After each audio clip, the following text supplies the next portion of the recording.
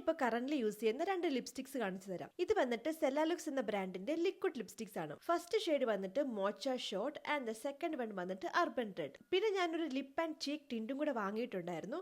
And ഇതിന്റെ shade വന്നിട്ട് red cherry. അപ്പൊ നമുക്ക് ഇതൊക്കെ ഒന്ന് അപ്ലൈ ചെയ്ത് നോക്കിയാലോ.